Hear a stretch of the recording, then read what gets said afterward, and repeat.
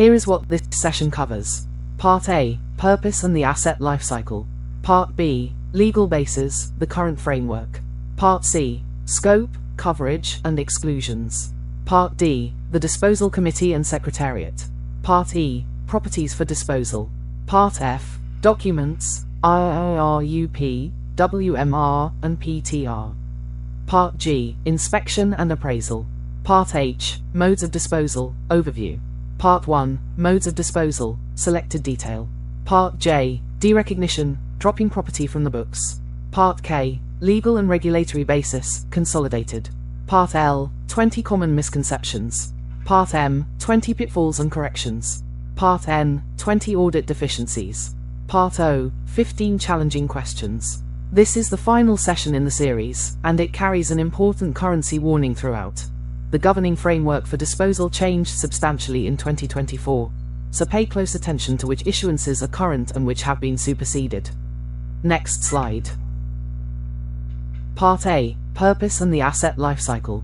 Disposal is the final, and easily neglected, stage of the property lifecycle. This opening part makes the case for why disposal deserves attention as its own topic. It is the final stage of the asset lifecycle, and delay itself has a real cost. Next slide. Why timely disposal matters. Waiting to dispose of a property costs the agency something real.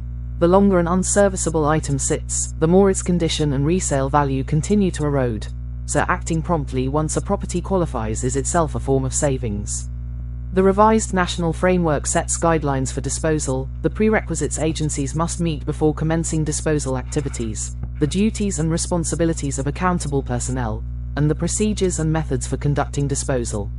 It supports the government's social, economic, and environmental sustainability goals, consistent with the United Nations Sustainable Development Goals. Properly disposed property frees storage space, relieves accountable employees of unnecessary or excess accountability, and helps maximize government savings.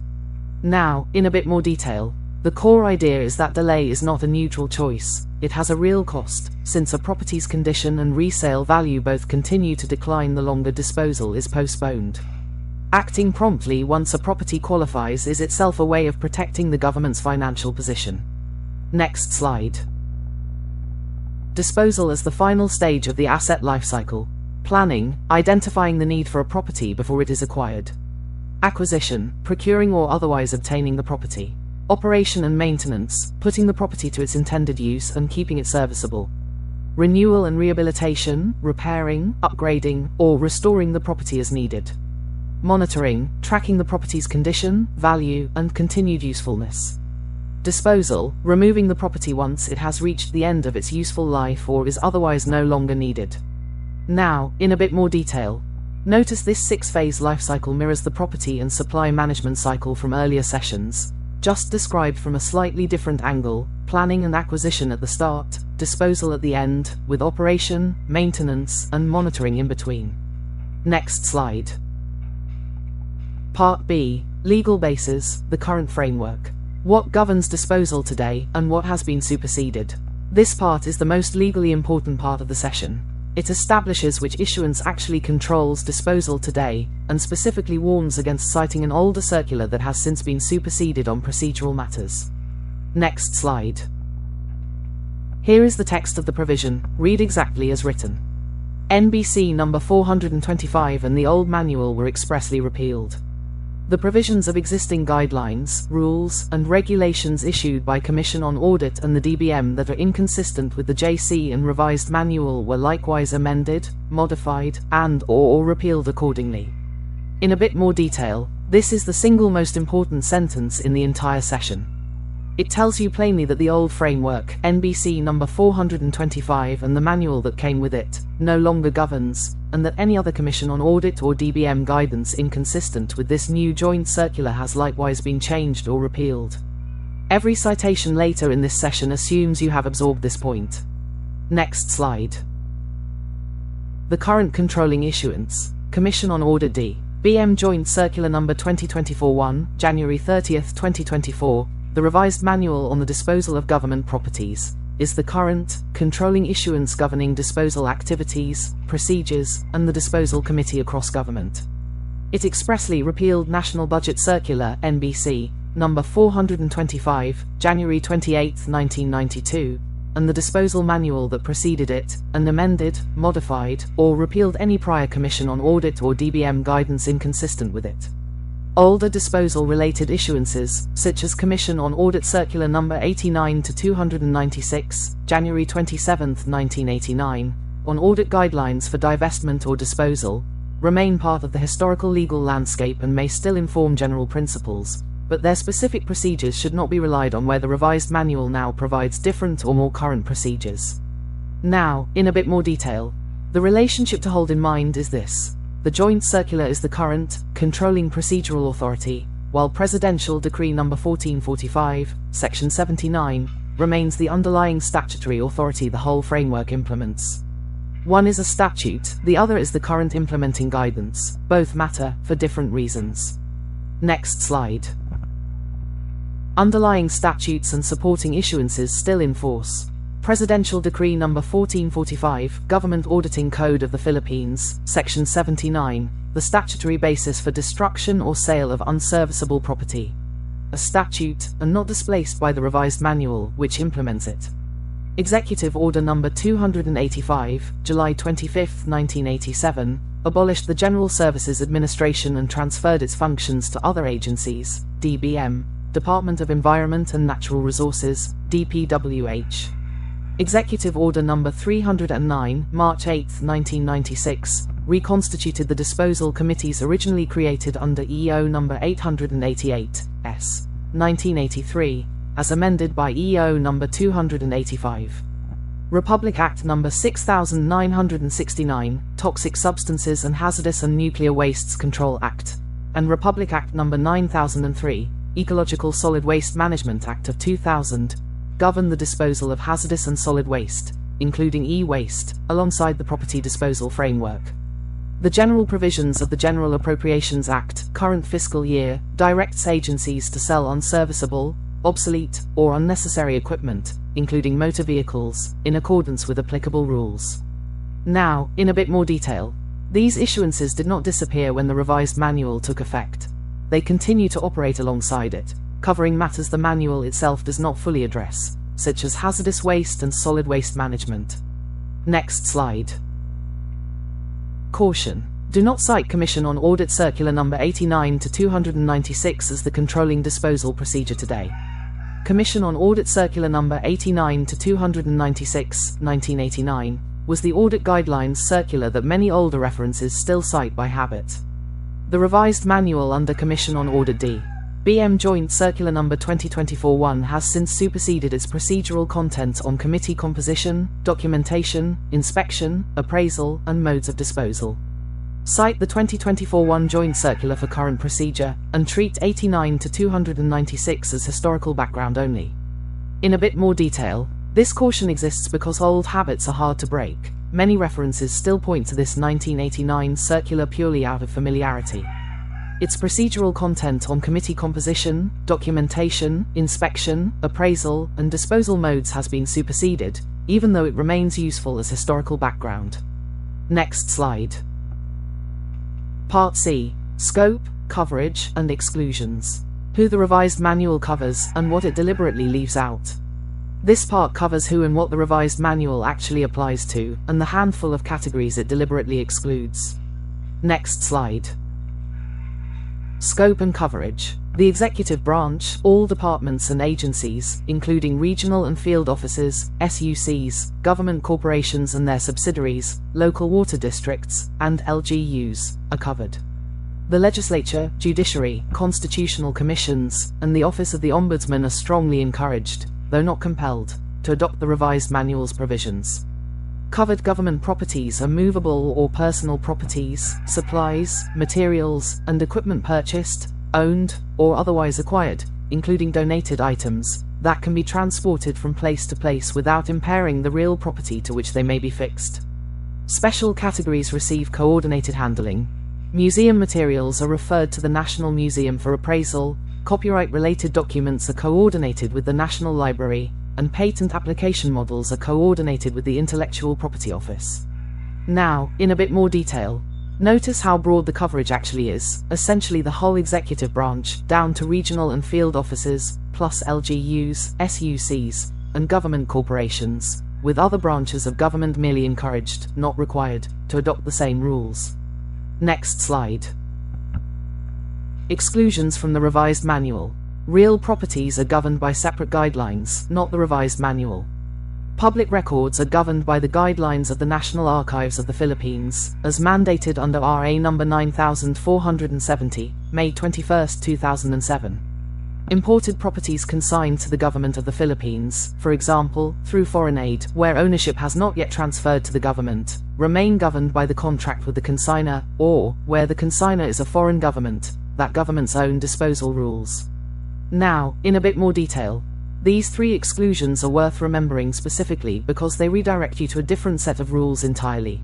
Real property, public records, and certain imported properties each have their own separate governing framework. Next slide.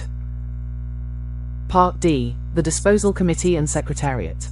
Who conducts disposal, who approves it, and who supports the process administratively.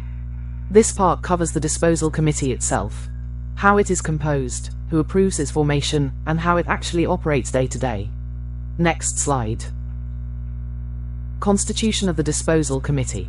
Chairperson, an official with rank or function not lower than Assistant Secretary, Department, Director 3, agency below department level, Department Manager, Government Corporation, or Department Head I, LGU, or the equivalent for an SUC. Members, the head of the department's or agency's administrative service or division, or equivalent, and the head of the property section or unit, with additional members as needed provided the core composition is retained.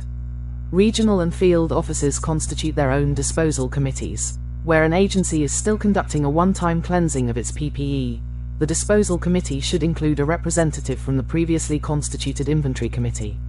Now, in a bit more detail, notice the rank requirement scales with the level of government entity involved. Assistant Secretary for a department, Director 3 below that level, and equivalent ranks for corporations, LGUs, and SUCs. The core membership, though, stays consistent regardless of level. Next slide. Approving authority for the committee's constitution. Department and regional or field offices under a department, the Department Secretary. Attached agency and regional or field offices under that agency, the head of agency or a duly authorized official. Government corporation or SUC, the governing board or a duly authorized official. LGU, the local chief executive. Now, in a bit more detail, this is essentially a lookup table matched to 4 different kinds of government entities. Worth remembering the general pattern that the approving authority is always the top governing figure for that type of entity, whether that is a secretary, a governing board, or a local chief executive. Next slide. Committee procedures, thresholds, and the Secretariat. The Disposal Committee may develop internal rules and procedures, subject to approval by the applicable authorities, but where the internal rules conflict with the revised manual prevails. The Central Office Disposal Committee recommends the threshold amount and/or parameters distinguishing which disposal decisions are approved at the department level versus the regional or field office level. The chairperson calls committee meetings and initiates the disposal process, and resolves conflicts among members, particularly on appraised values, with the final recommendation submitted to the head of the relevant entity for approval. A secretariat, typically the property division or section or unit, or, where absent, staff assigned by the head of office, assists the committee and monitors activities and milestones for reporting to relevant agencies, such as DBM under the GAA's quarterly reporting requirements. Now, in a bit more detail, the detail worth holding onto is the priority rule. A committee's own internal procedures are allowed, but wherever they conflict with the revised manual wins. Next slide. Part E. Properties for disposal. The conditions under which a property qualifies for the disposal process. This part covers exactly which properties qualify for disposal, a longer list than most people expect, going well beyond simple breakage. Next slide. Which properties qualify? Properties that have exceeded their estimated useful life under the GAM, for example, machinery and equipment, 5 to 15 years, furniture, books, and fixtures, 2 to 15 years, transportation equipment, 3 to 25 years. properties that can no longer be repaired or reconditioned, or that are beyond economical repair, where repair and maintenance cost would exceed 50% of current market value, considering maintenance expense, downtime, spare parts replacement cost, breakdown frequency, and alternatives such as rental or outright replacement. Properties that have become obsolete or outmoded due to technological advancement, or that remain serviceable but have been rendered unnecessary by changes in the agency's mandate, functions, or programs. Supplies, materials, equipment, and spare parts no longer needed by the agency. Unused stock that has become dangerous through long storage or hazardous use. Abandoned properties on agency premises, and properties issued to retiring officials or employees, subject to the specific conditions in the revised manual. Now, in a bit more detail, do not assume disposal only applies to broken items. Notice how many of these categories have nothing to do with physical damage at all.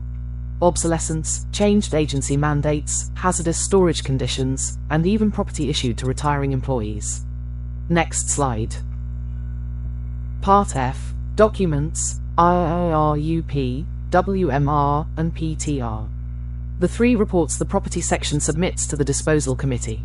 This part covers the 3 core documents the property division submits to the disposal committee, and what each one is specifically for. Next slide. The core disposal documents. Inventory and Inspection Report of Unserviceable Property, IIRUP, GAM Appendix 74, accounts for properties subject to disposal and serves as the basis for derecognizing them from the PPE accounts, supported, as applicable, by an individual survey report, a list of missing spare parts, chassis or engine number stencils for motor vehicles, or current photographs. Waste Materials Report, WMR, GAM Appendix 65, covers expendable materials, supplies, and consumables, including spare parts, empty containers, and remnants from destroyed or damaged fixed assets. Property Transfer Report, PTR, GAM Appendix 76, used when properties transfer from one accountable officer, agency, or fund cluster to another. Now, in a bit more detail, each of these 3 documents has a distinct job. The IIRUP accounts for unserviceable PPE specifically, the WMR covers expendable materials and waste, and the PTR documents transfers between accountable parties. Using the wrong one for a given transaction is a common, avoidable error. Next slide. Part G. Inspection and Appraisal. Verifying condition and setting a fair minimum price before any mode of disposal proceeds. This part covers inspection and appraisal, the 2 verification steps that happen before any mode of disposal actually proceeds. Next slide. Ocular inspection. Ocular inspection is where theory meets reality. It lets the disposal committee see, with their own eyes, the actual physical and operational condition of a property, and form a genuine judgment about whether it can still attract a buyer.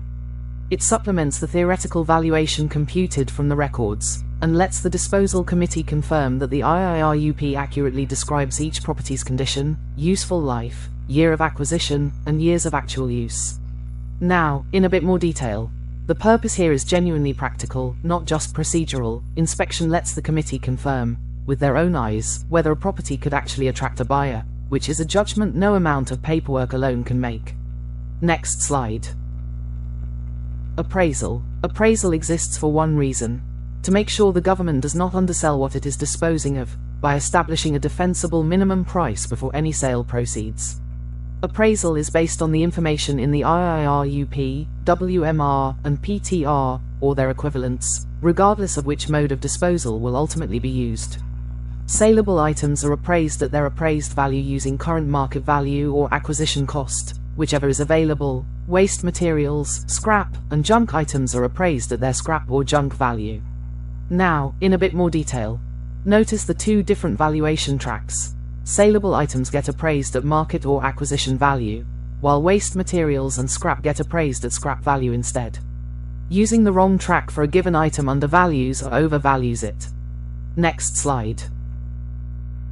Part H. Modes of Disposal, Overview. The full range of options, including modes newly codified by the revised manual. This part gives you the full menu of disposal modes, including the 5 modes that are genuinely new compared to the old framework. Next slide. Modes of disposal, and what is new. Modes include public auction, condemnation or destruction, transfer to another agency, barter, donation, return to supplier or vendor, sale to government officials or employees, negotiated sale, sale of junk or scrap and/or recycling, and direct negotiation.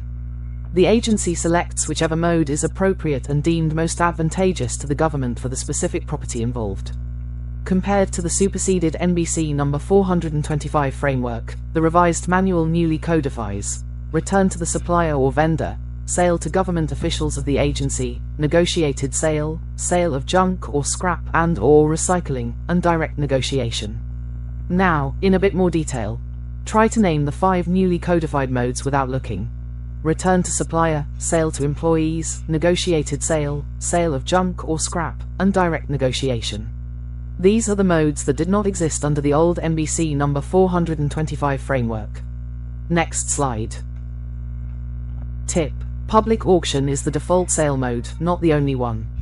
Where the chosen disposal mode is sale, public auction is the default, except for properties specifically qualifying for sale to the government official or employee to whom they were issued. Do not assume every sale must go through public auction. Check first whether the property qualifies under the sale to employee conditions.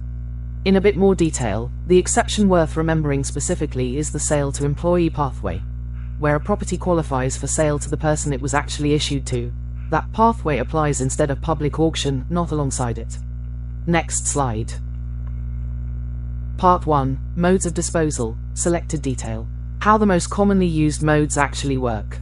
This part goes through the most commonly used modes in real operational detail: condemnation, transfer, barter, donation, sale to employees, public auction, junk and scrap, and direct negotiation. Next slide. Condemnation or destruction, transfer, and barter. Condemnation or destruction, for valueless, unstable, or hazardous properties, carried out by pounding, breaking, shredding, throwing, or another method that puts the property beyond economic recovery, in the presence of a disposal committee representative and the Commission on Audit auditor as observer. Usable parts must be removed and properly recorded before destruction. Transfer to other government agencies, with cost, based on appraised value, or without cost, on the owning agency's initiative or upon request, evidenced by a property transfer report. Barter, a modified form of transfer, exchanging property for another agency's property without the use of money. The exchanged values need not be equivalent, and each party prepares its own PTR. Now, in a bit more detail, notice the recurring theme across all 3 of these modes. Usable parts must be salvaged and recorded before anything is destroyed or transferred, and a property transfer report documents the transaction regardless of which of these 3 modes is actually used. Next slide. Donation and return to supplier. Donation of property to foreign governments, or to local or foreign non-charitable scientific, educational, or cultural institutions, is allowed only in exceptional and meritorious cases, and requires DBM approval, with DFA involvement for foreign donees, supported by the agency head's justification, a disposal committee resolution, proof of the committee's composition, a duly accomplished IIRUP, and proof of the property's original acquisition.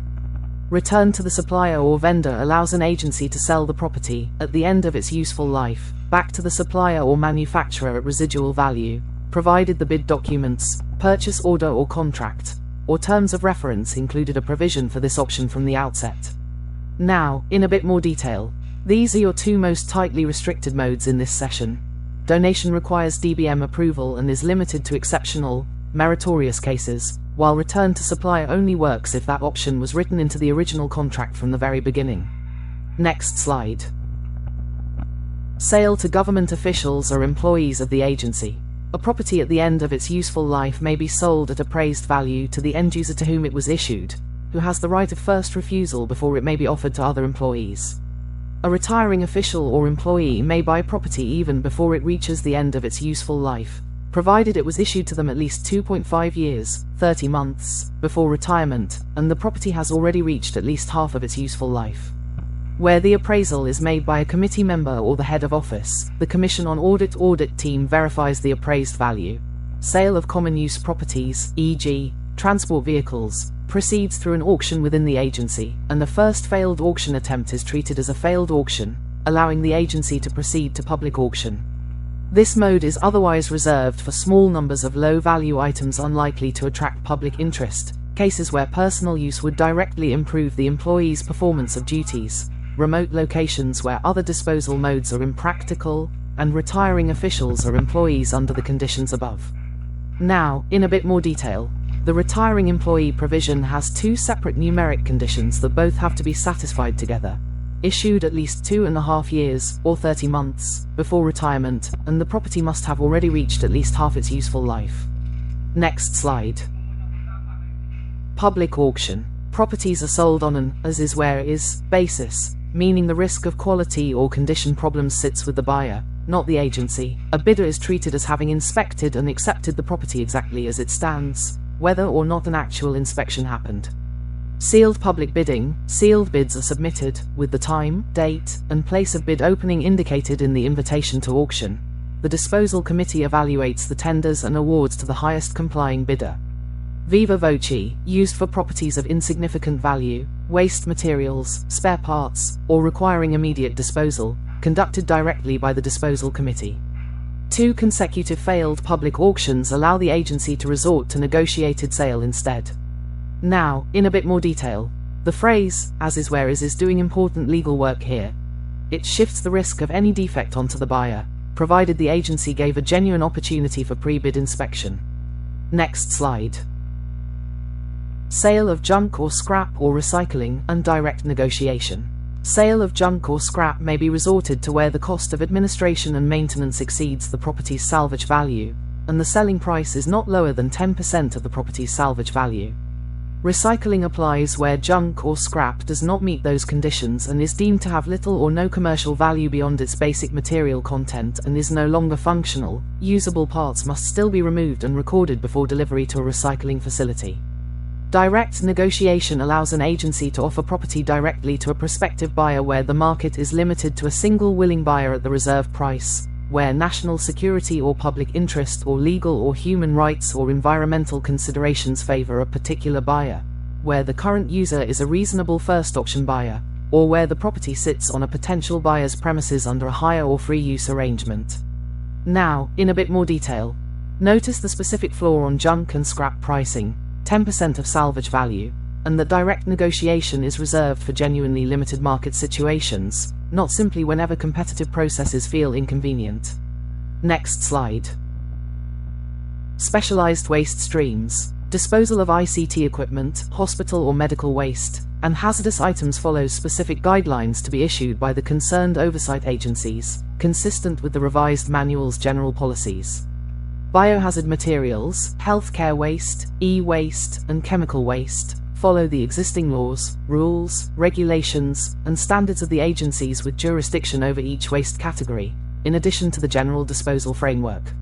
Now, in a bit more detail, this slide is really a pointer to other bodies of law rather than a complete rule in itself. Biohazard, electronic, and chemical waste each have their own governing agency and standards that layer on top of the general disposal framework. Next slide. Part J. Derecognition, dropping property from the books. The accounting step that closes out the disposal transaction. This part covers derecognition, the accounting step that actually removes a disposed property from the books, and exactly which officials are responsible for which part of that process. Next slide. From committee certification to the books. The property officer accomplishes the IIRUP, WMR, or PTR, as applicable to the disposal transaction, and submits the accomplished forms to the head of the property unit. The head of the property unit reports the transaction to the disposal committee, which then issues a certification and forwards it to the chief accountant. These reports and the committee's certification are the basis for dropping the property from the books of accounts, and for taking up any proceeds from the sale of the property.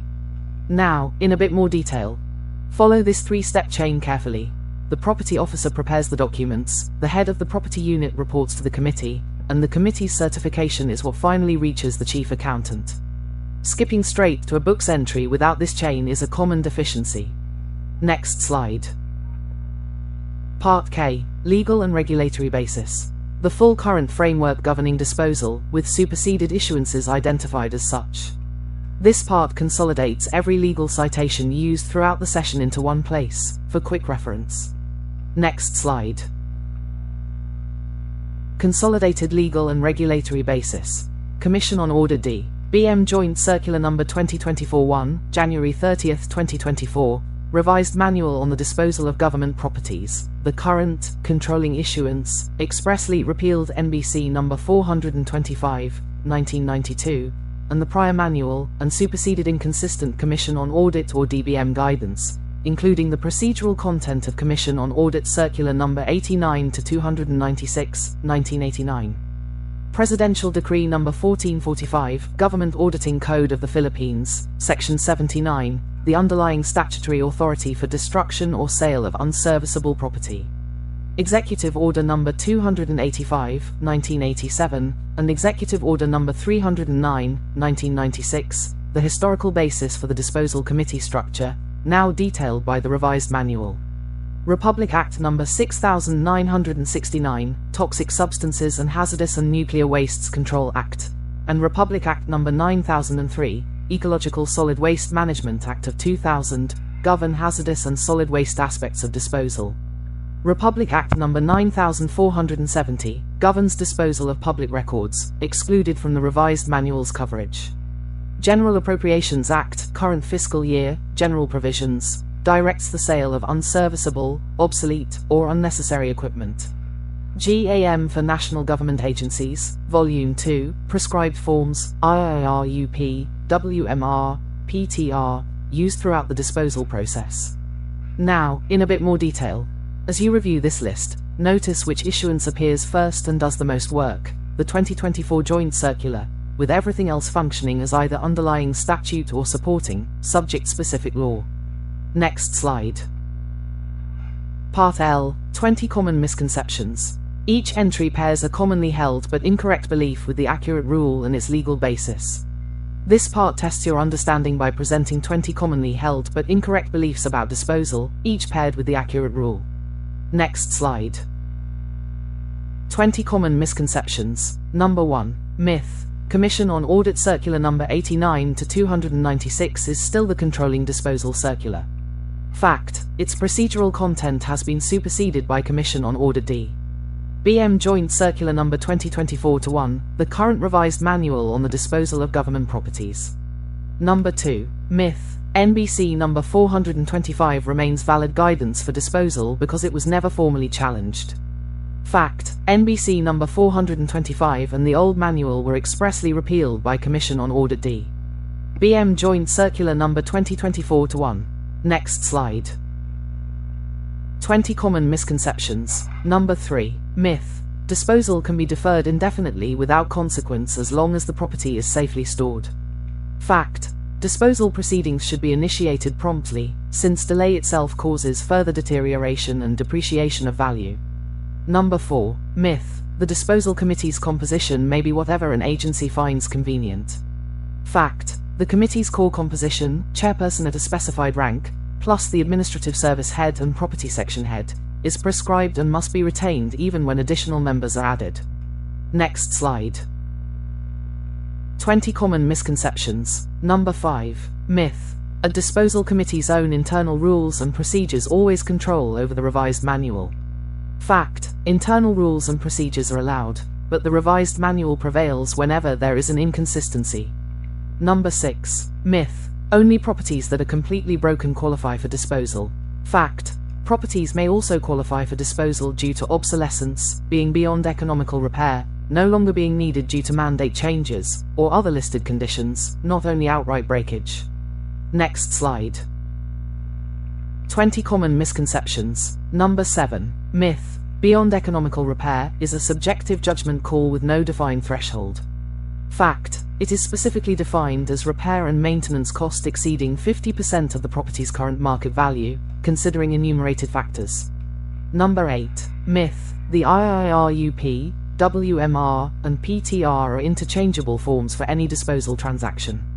Fact. Each serves a distinct purpose. IIRUP for unserviceable PPE, WMR for expendable materials or waste, PTR for transfers between accountable offices or agencies or fund clusters. Next slide. 20 Common Misconceptions. Number 9. Myth. Ocular inspection is optional if the IIRUP already describes the property's condition in writing. Fact. Ocular inspection is required to obtain first-hand confirmation of condition and marketability, supplementing rather than replacing the written record. Number 10. Myth. Appraisal only matters for items that will be sold at public auction. Fact. Appraisal applies regardless of the eventual mode of disposal, since it sets the government's minimum acceptable value. Next slide.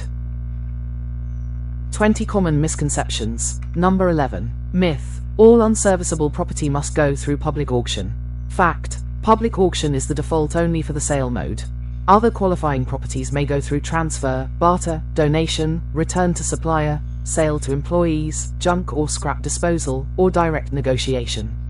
Number 12. Myth. Sale to a government official or employee may happen at any time, for any property, at the office's discretion. Fact. It is restricted to specific conditions, low-value items, remote locations, performance-related personal use, or the retiring employee rule, and the current end-user has right of first refusal. Next slide. 20 common misconceptions. Number 13. Myth. A retiring employee may buy any issued property regardless of how long it has been in their custody. Fact. The item must have been issued to them at least 2.5 years, 30 months, before retirement, and must have already reached at least half its useful life. Number 14. Myth. As is where is, means the agency must still address defects raised by the winning bidder after the sale. Fact. The buyer bears the risk and is deemed to have accepted the property's condition through required pre-bid inspection, regardless of defects discovered later. Next slide. 20 common misconceptions. Number 15. Myth. A single failed public auction ends the disposal process for that property. Fact. A failed auction allows the agency to re-attempt public auction. Only after 2 failed public auctions may the agency resort to negotiated sale. Number 16. Myth. Junk or scrap may be sold at any price the agency finds acceptable. Fact. The selling price for junk or scrap may not be lower than 10% of the property's salvage value, and this mode applies only where administration or maintenance cost exceeds salvage value. Next slide. 20 common misconceptions. Number 17. Myth. Usable parts may be discarded along with the rest of a condemned or recycled item. Fact. The disposal committee must ensure mandatory removal and proper recording of usable parts before condemnation, destruction, or recycling. Number 18. Myth. Donation of government property to a foreign government or institution requires only the agency head's approval. Fact. It requires DBM approval, with DFA involvement for foreign donees, supported by a defined documentary package, and is limited to exceptional and meritorious cases. Next slide. 20 common misconceptions. Number 19. Myth. Property is dropped from the books as soon as the disposal committee approves the disposal recommendation. Fact. Derecognition follows the property officer's accomplished IIRUP, WMR, PTR and the disposal committee's certification forwarded to the chief accountant. Approval alone does not drop the item from the books. Number 20. Myth. Hazardous and electronic waste disposal is fully covered by the General Property Disposal Manual alone. Fact. Biohazard, e-waste, and chemical waste disposal must additionally follow the specific laws, rules, and standards of the agencies with jurisdiction over each waste category. Next slide. Part M. 20 pitfalls and corrections. Recurring operational weaknesses across disposal planning, documentation, and execution. This part shifts from beliefs to behavior. 20 recurring operational mistakes actually seen in disposal planning, documentation, and execution, and the specific correction for each one. Next slide. 20 pitfalls and corrections. Number 1. Pitfall. Templates and internal references still cite Commission on Audit Circular Number 89 to 296 as the controlling disposal procedure. Correction. Update templates and internal guidance to cite Commission on Audit D. BM Joint Circular Number 2024-1 as the current controlling procedure. Number 2. Pitfall. Unserviceable property sits in storage for years before disposal action is initiated. Correction. Initiate disposal proceedings promptly once a property qualifies, rather than allowing it to accumulate in storage. Next slide. 20 pitfalls and corrections. Number 3. Pitfall. The disposal committee omits the required property section head from its core membership. Correction. Confirm the committee's core composition, chairperson at the correct rank, plus the required members, before proceeding with any disposal action. Number 4. Pitfall: the committee's internal rules are applied even where they conflict with the revised manual. Correction: apply the revised manual's provisions whenever an internal rule conflicts with it. Next slide. 20 pitfalls and corrections. Number 5. Pitfall: a property is classified as beyond economical repair without an actual cost comparison against fair market value. Correction: document the repair cost versus 50% of market value comparison before classifying a property as beyond economical repair. Number 6. Pitfall: the IIRUP is prepared without the required supporting documents, survey report, missing parts list, photographs, etc. Correction: attach the applicable supporting documents to the IIRUP before submission to the disposal committee. Next slide.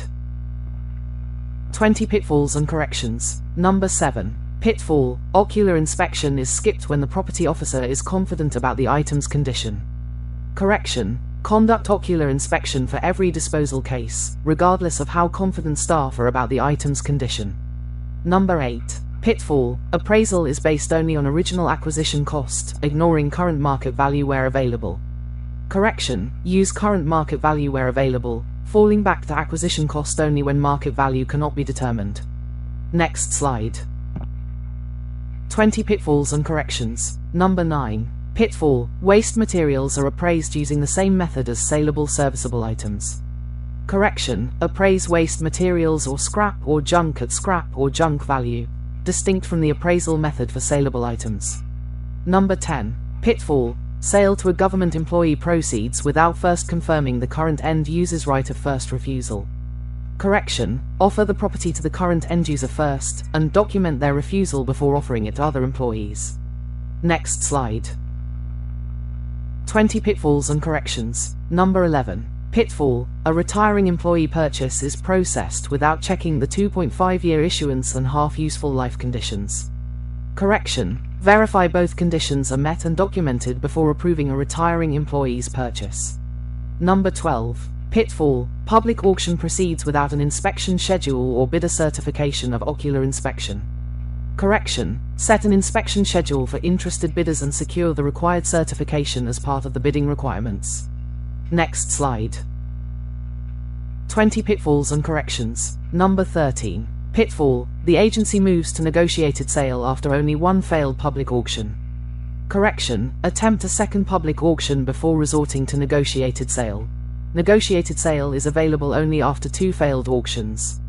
Number 14. Pitfall: junk or scrap is sold below 10% of salvage value to close out the transaction quickly. Correction: hold the selling price at or above 10% of salvage value, or route the item to recycling instead if it does not meet the sale conditions.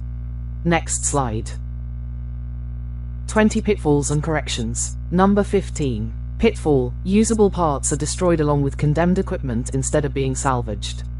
Correction: remove and record usable parts before condemnation, destruction, or recycling proceeds. Number 16. Pitfall: a donation to a foreign entity proceeds on the agency head's approval alone, without DBM, DFA involvement. Correction: route foreign donations through DBM approval, with DFA coordination, and assemble the full required documentary package. Next slide. 20 pitfalls and corrections. Number 17. Pitfall: property is dropped from the books based on the disposal committee's verbal go-ahead. Correction: drop property from the books only after the accomplished IIRUP, WMR, PTR and the committee's certification reach the chief accountant. Number 18. Pitfall: ICT and hazardous item disposal follows only the general disposal manual procedures. Correction: layer the specific ICT or hazardous waste agency guidelines on top of the general disposal procedure for these item categories. Next slide. 20 pitfalls and corrections. Number 19. Pitfall: barter transactions proceed without a PTR prepared by each party. Correction: require each party to the barter to prepare and exchange its own PTR as evidence of the transaction. Number 20. Pitfall: return to supplier is attempted for a contract that never included that provision at the time of purchase. Correction: confirm the original bid documents or PO or contract included a return to supplier provision before attempting this mode. Next slide. Part N, 20 audit deficiencies. Findings typically raised on disposal, matched to the provision each violates. This part presents 20 audit findings in the exact style you will see in a real audit observation memorandum, each tied to the provision it violates. Next slide. 20 audit deficiencies. Number 1. Deficiency, disposal procedures still following NBC number 425 or Commission on Audit Circular number 89 to 296, despite their supersession. Number 2. Deficiency, qualifying unserviceable property left undisposed for an unreasonable length of time. Next slide. 20 audit deficiencies. Number 3. Deficiency, disposal committee constituted without the required core composition or without proper approval by the designated authority. Number 4. Deficiency, committee decisions made under internal rules inconsistent with the revised manual. Next slide. 20 audit deficiencies. Number 5. Deficiency, property classified as beyond economical repair without documented cost versus market value comparison. Number 6. Deficiency, IIRUP submitted without required supporting documents, survey report, photographs, missing parts list. Next slide. 20 audit deficiencies. Number 7. Deficiency, no ocular inspection conducted or documented prior to disposal action. Number 8. Deficiency, appraisal not based on the IIRUP, WMR, PTR information, or using an inappropriate valuation method for the item type. Next slide. 20 audit deficiencies. Number 9. Deficiency, sale to a government employee processed without documenting the current end user's right of first refusal. Number 10. Deficiency, retiring employee property purchase approved without meeting the 2.5-year or half useful life conditions. Next slide. 20 audit deficiencies. Number 11. Deficiency, public auction conducted without an inspection schedule or required bidder certification. Number 12. Deficiency, negotiated sale resorted to without 2 documented failed public auctions. Next slide. 20 audit deficiencies. Number 13. Deficiency, junk or scrap sold below the 10% salvage value for. Number 14. Deficiency, usable parts not removed or recorded before condemnation, destruction, or recycling. Next slide. 20 audit deficiencies. Number 15. Deficiency, foreign donation of government property processed without DBM approval and the required documentary package.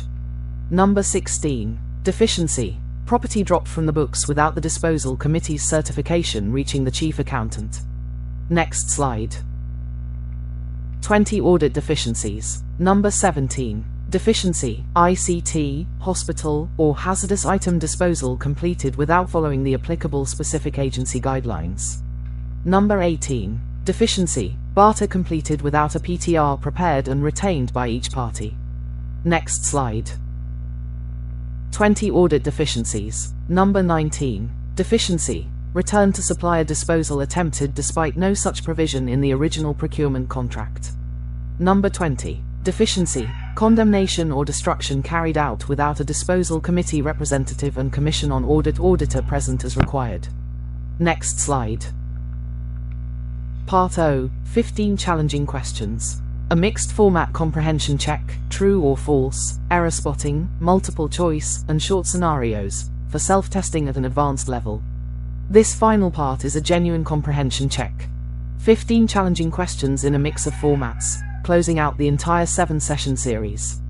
Next slide. 15 challenging questions. Number 1. Q, true or false. Commission on Audit Circular number 89 to 296 remains the controlling procedural authority for disposal, unaffected by any later issuance. False. Its procedural content has been superseded by Commission on Audit D. BM Joint Circular number 2024-1, which expressly repealed NBC number 425 and amended inconsistent prior guidance. Number 2. Q. Spot the error. A property becomes beyond economical repair once its repair cost exceeds 30% of its current market value. Correct the figure. The correct threshold is 50%, not 30%, of current market value. Next slide. 15 challenging questions. Number 3. Q. Multiple choice. Which is a mode of disposal newly codified by the revised manual, not present under NBC number 425?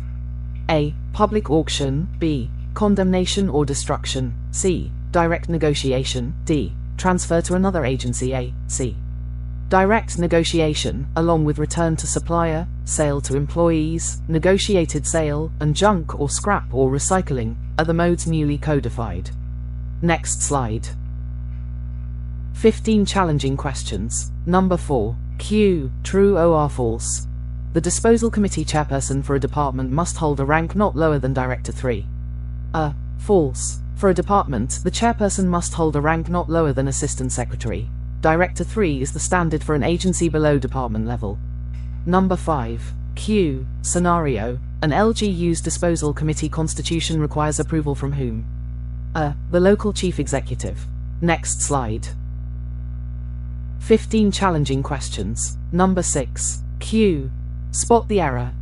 Internal rules and procedures adopted by a disposal committee always control over the revised manual. Correct the statement. The revised manual prevails whenever it conflicts with the committee's internal rules and procedures. Next slide. 15 challenging questions. Number 7. Q. Multiple choice. Which document serves as the basis for derecognizing unserviceable PPE from the books? A. The purchase order. B. The IIRUP. C. The RSMI. D. The bid bulletin. A. B. The inventory and inspection report of unserviceable property is the basis for derecognition. Number 8. Q. True or false? Waste materials and scrap items are appraised the same way as serviceable, saleable items. False. Saleable items are appraised at appraised value. Waste materials, scrap, and junk are appraised at scrap or junk value. Next slide. 15 challenging questions. Number 9. Q. Spot the error. A retiring employee may purchase any property issued to them regardless of how recently it was issued. Correct the statement. The property must have been issued at least 2.5 years, 30 months, before retirement, and must have reached at least half its useful life. Next slide. 15 challenging questions. Number 10. Q. Scenario. An agency's first public auction for a used vehicle draws no bidders. What happens next? The process is treated as a failed auction. The agency may proceed to a second public auction attempt. Number 11. Q. True or false? Negotiated sale may be used only after 2 consecutive failed public auctions. True. 2 failed auction attempts are the precondition for resorting to negotiated sale. Next slide. 15 challenging questions. Number 12. Q. Multiple choice. The minimum acceptable selling price for junk or scrap, relative to salvage value, is A. 5%, B. 10%, C. 25%, D. 50%. A. B. The selling price for junk or scrap may not be lower than 10% of the property's salvage value. Next slide. 15 challenging questions. Number 13. Q. Spot the error. Donation of government property to a foreign government requires only the approval of the disposal committee. Correct the statement. It requires DBM approval, with DFA involvement, supported by a specific documentary package, not disposal committee approval alone. Number 14. Q. True or false? Usable parts must be removed and recorded before a valueless property is condemned or destroyed. True. The disposal committee must ensure mandatory removal and proper recording of usable parts before condemnation or destruction proceeds. Next slide. End of session 7. Disposal. This concludes the audio guide for this session. Thank you for listening. Here is what this